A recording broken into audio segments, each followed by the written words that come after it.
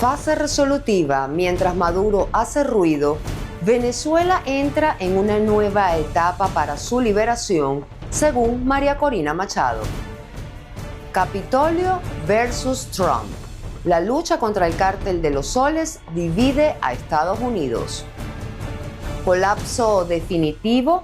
Tarifas del gas doméstico en Venezuela amenazan la sostenibilidad del servicio. Les contamos.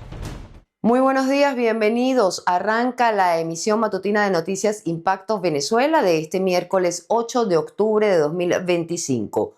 Un espacio donde la verdad se impone y el análisis cobra vida. Soy Mildred Manrique, comenzamos. María Corina Machado habló poco pero dijo mucho. El silencio se convirtió en mensaje y la calma en estrategia. La fase resolutiva en Venezuela no comienza con gritos, sino con la serenidad de quien asegura que ya no hay vuelta atrás. Halim Naim nos cuenta más. Tras meses de persecución, inhabilitaciones y amenazas, el movimiento opositor venezolano entra en un punto de inflexión. María Corina Machado, la líder de la oposición, anunció una nueva etapa de la lucha democrática, marcada por la disciplina, la fe y la resistencia civil. No es un despliegue ni un repliegue, es una reorganización silenciosa que busca descolocar al poder. Que hemos entrado a otra fase, y que es la fase resolutiva, porque los venezolanos hemos aprendido mucho a unir los puntos y a entender las implicaciones de cada una de estas acciones que se aceleran cada día que pasa. Y evidentemente sabemos lo que está pasando de lado y lado. Del lado de los criminales, lo único que crece es la desesperación, porque cada vez son más los que aceptan que esto se acabó. Y por supuesto que del lado de la gente hay muchísima emoción, expectativa, incertidumbre, y es normal, porque nos ha costado tanto llegar hasta aquí. Ha sido un camino tan doloroso y tan largo el desierto que hemos recorrido. El país exhausto observa entre la esperanza y el escepticismo. La oposición, ahora sin estructuras tradicionales, se refugia en redes ciudadanas y gestos simbólicos que pretenden sostener el pulso frente a un chavismo que se alimenta del ruido. El silencio, paradójicamente, se ha vuelto un grito coordinado. Los venezolanos vamos a traer orden en las cuentas públicas, orden en la justicia, orden en las calles, en todos los territorios, en nuestras comunidades. Y vamos además a ofrecerle a nuestros hijos una Venezuela de la cual se van a sentir orgullosos. Todo va a estar bien. En política, callar no siempre es rendirse. A veces es preparar el terreno. Machado apuesta por un movimiento que avanza sin estridencias, pero con convicción. En esa quietud se define hoy el pulso de una nación que aprendió que, incluso en silencio, puede hacerse escuchar. Vamos a interactuar con la pregunta del día de Impacto Venezuela. Amigos, de lunes a viernes la consiguen en todas nuestras plataformas digitales. La de hoy es la siguiente. La líder de la oposición, María Corina Machado, apuesta por una calma estratégica y una fase resolutiva basada en la disciplina, la fe y la resistencia para el cambio en Venezuela. Pero, ¿aún confías en su visión o sientes que el tiempo juega en su contra? Tu voz cuenta, interactúa con nosotros y sé parte de Impactos Venezuela. Te leemos en la emisión estelar.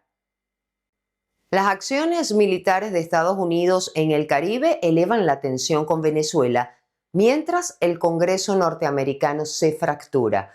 Demócratas acusan al presidente Donald Trump de provocar una escalada peligrosa y la Comisión de Relaciones Exteriores advierte que una incursión terrestre sería una guerra sin respaldo. Quique Frías con los detalles. En un momento en el que se intensifican los ejercicios militares estadounidenses en el Mar Caribe para acabar con el cártel de los soles y su señalado líder Nicolás Maduro, surge una importante discrepancia en el Congreso de los Estados Unidos. La Comisión de Relaciones Exteriores se opone a las decisiones presidenciales. Consideran que Trump podría propiciar una guerra si tropas entran por tierra a Venezuela. El pueblo estadounidense no quiere otra guerra, y el Congreso no puede permitir que ningún presidente inicie una ilegal o unilateralmente. Así no funciona la Constitución. Este escenario plantea varias dudas. ¿Es esta la postura del Partido Demócrata en su conjunto? Y si es así, ¿podría comprometer la postura bipartidista en Estados Unidos en cuanto a la lucha contra el narcotráfico y para recuperar los patrones democráticos en Venezuela?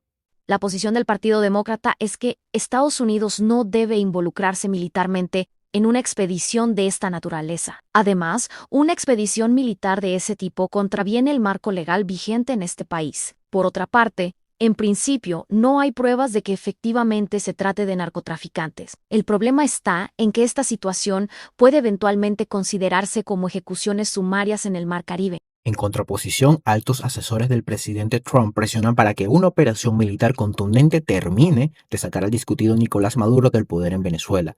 Las recientes palabras de la fiscal general Pam Bondi en el Congreso dan cuenta de la posición frontal gubernamental. Venezuela, what I can tell you is Maduro is a narco-terrorist, and I announced $50 million reward for his capture to bring him to this country to face charges. La aproximación al caso venezolano no es bipartidista. Las visiones son opuestas, pues esta administración quiere una salida rápida a la crisis, y eso es justamente lo que el Partido Demócrata criticó de su primera administración. Además, si fracasa esta nueva incursión en Venezuela con la intención de deponer a Maduro, eso provocará una mayor ola de emigrantes. El tablero sociopolítico parece complejo. Por una parte, Trump cortó toda comunicación con el chavismo y se mostró decidido en que la lucha contra el cártel de los soles debe entrar en otra fase por tierra, lo que algunos interpretan que es dentro de Venezuela.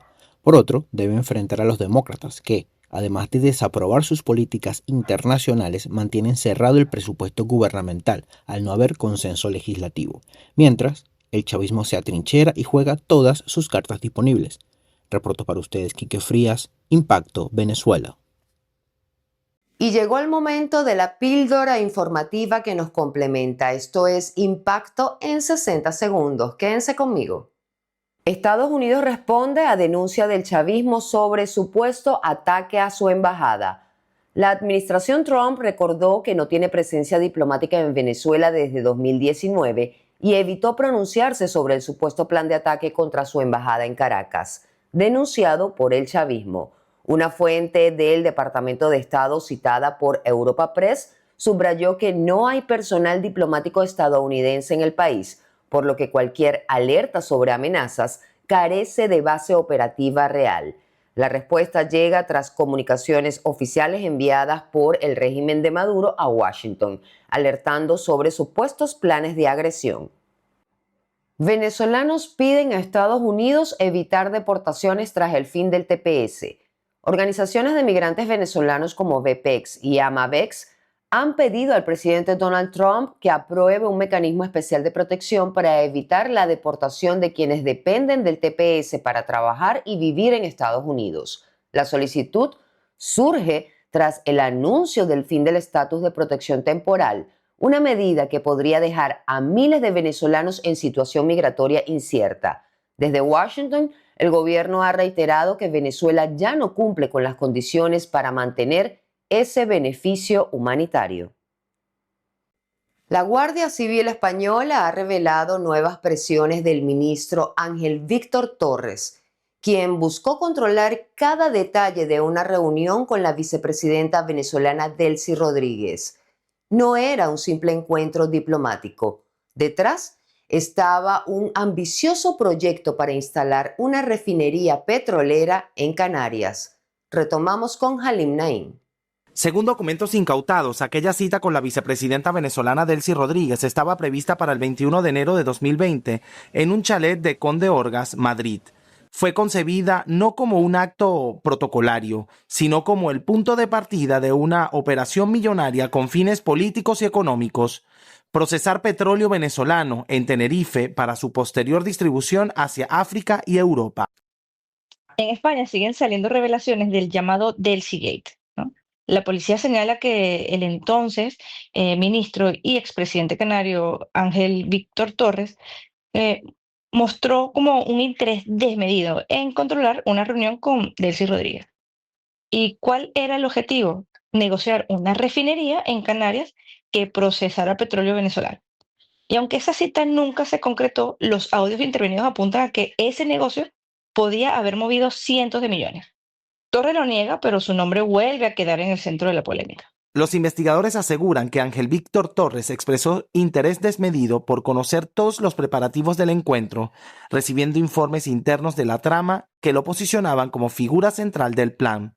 En esos documentos se habla de beneficios potenciales de cientos de millones de euros y de implicaciones institucionales que podrían comprometer la transparencia del partido en el poder. ¿Quién dijo que el chavismo solo destruye? En Canarias había un plan brillante. Era montar una refinería con petróleo venezolano, pero el problema es que no era un proyecto industrial, sino era una cita clandestina entre Delcy Rodríguez y un ministro español con demasiada curiosidad.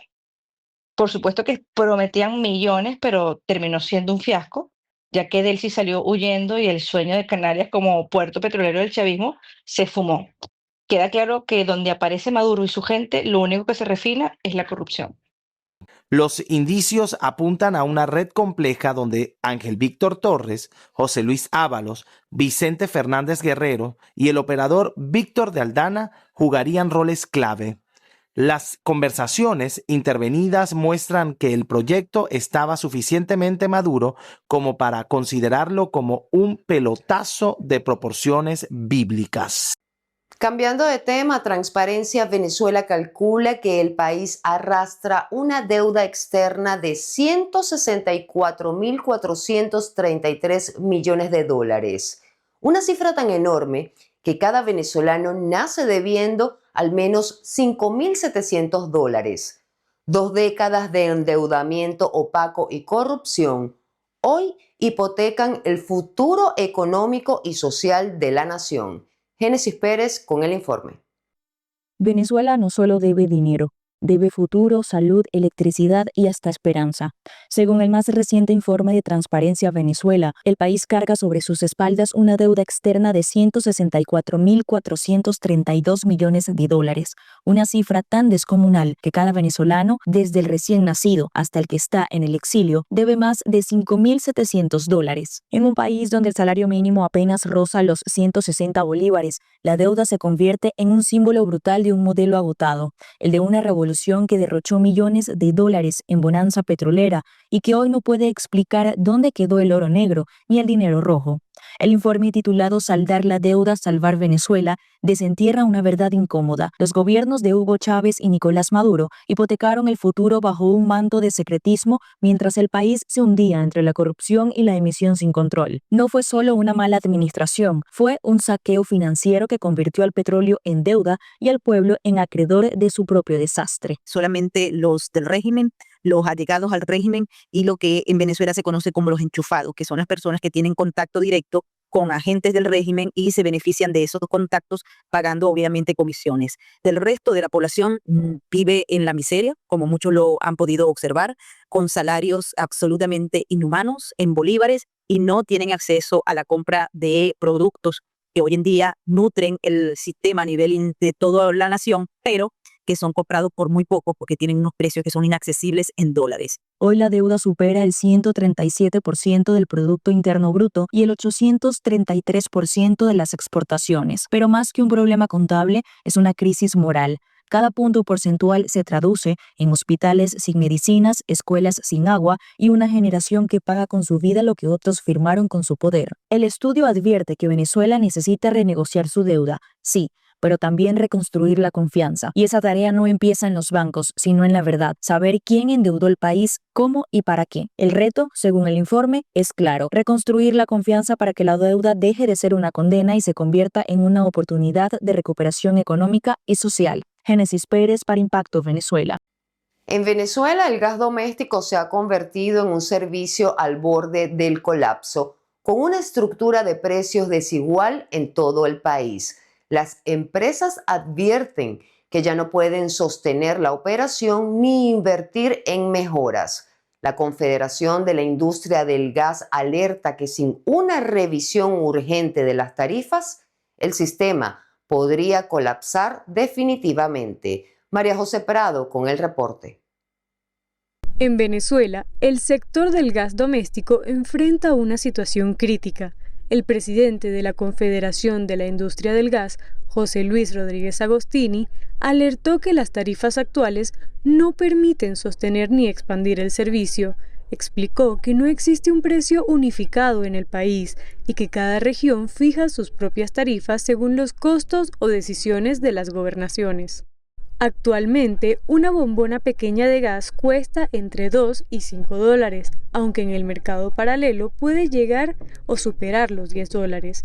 Rodríguez Agostini advirtió que, con estos márgenes, las empresas operan apenas para mantenerse, sin capacidad de hacer nuevas inversiones. Pusimos en la Constitución, desde hace ya rato, no fue Chávez, no fue el socialismo, inclusive en la democracia, que era un servicio exclusivo y de decisión de las municipalidades.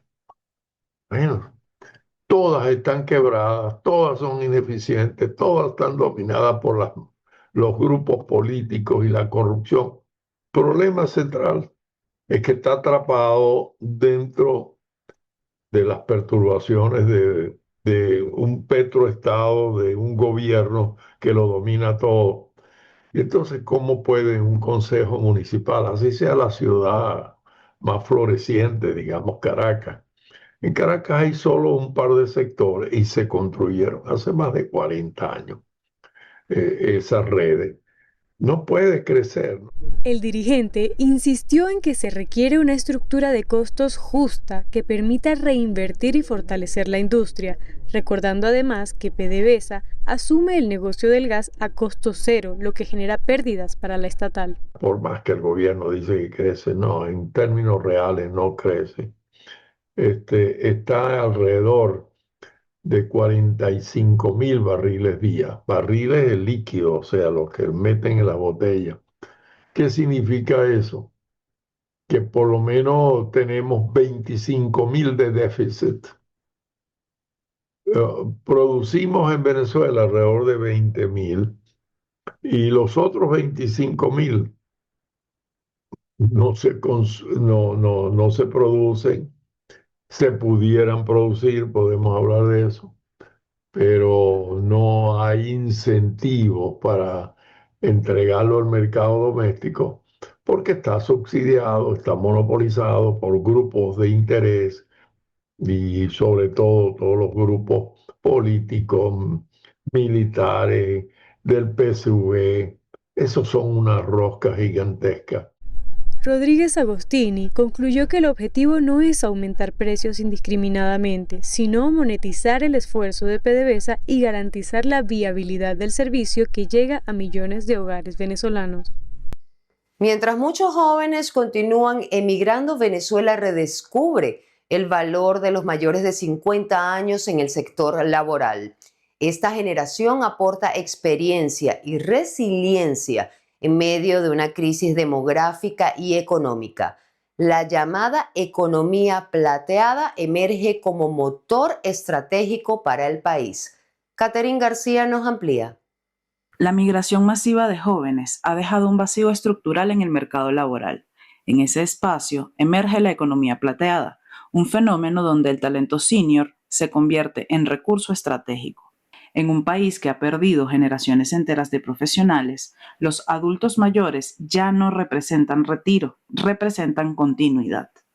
Para cualquier sociedad representa una gran oportunidad contar con un talento preparado. Muchos sectores tratan de alguna manera de activar a los mayores de 55 años para invitarlos al emprendimiento. Tenemos iniciativas que se fundamentan precisamente en esto, romper las creencias autolimitantes que muchas veces hacen que no emprendamos, que nos forma y que nos une precisamente para que de este networking nazcan las empresas del futuro.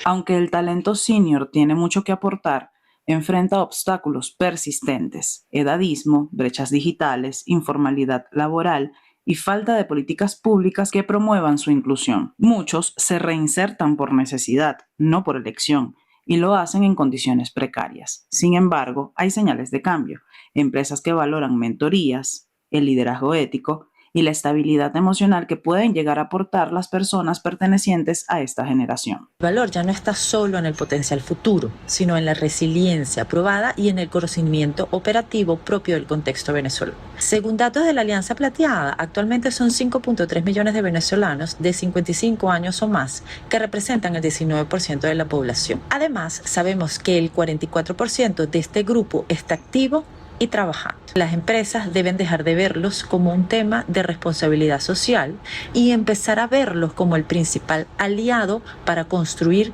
equipos intergeneracionales robustos. Venezuela necesita repensar su modelo económico y el talento senior puede ser la clave en esa transición.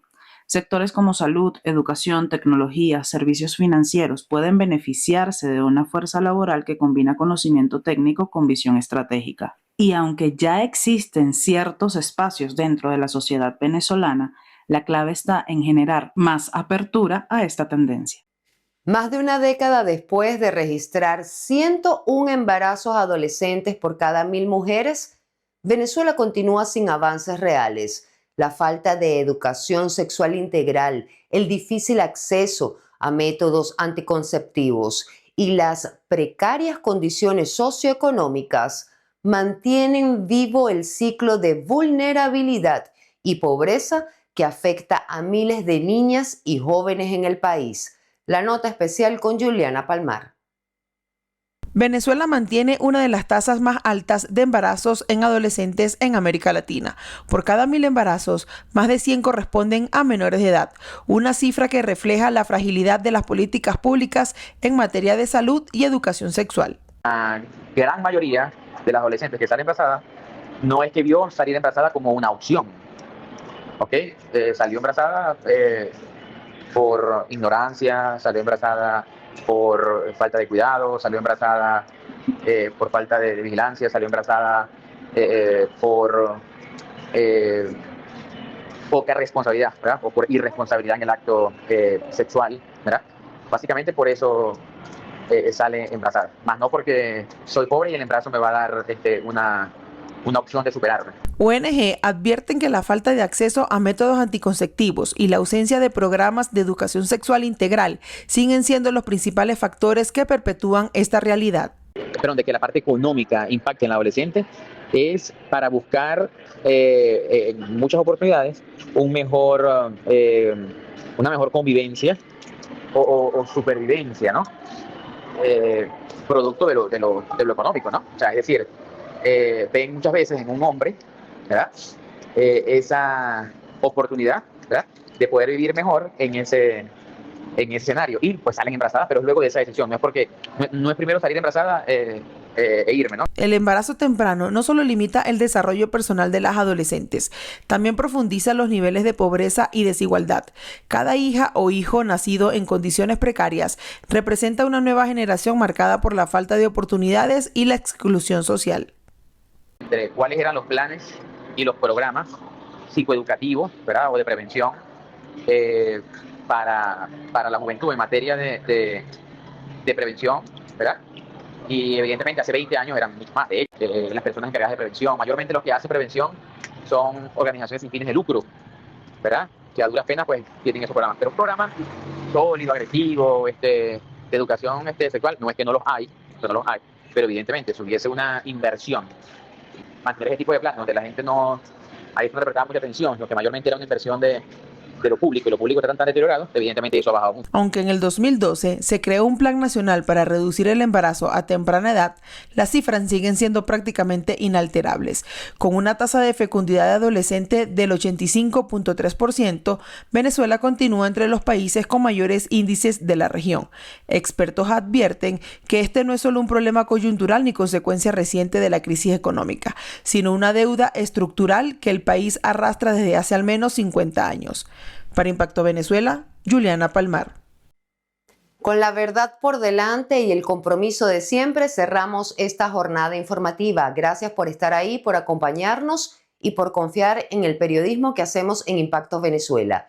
Suscríbanse al canal de YouTube, activen las notificaciones, comparten y comenten. Visiten nuestra página web y síganos en todas nuestras redes sociales. Que tengan un excelente día. Nos vemos mañana.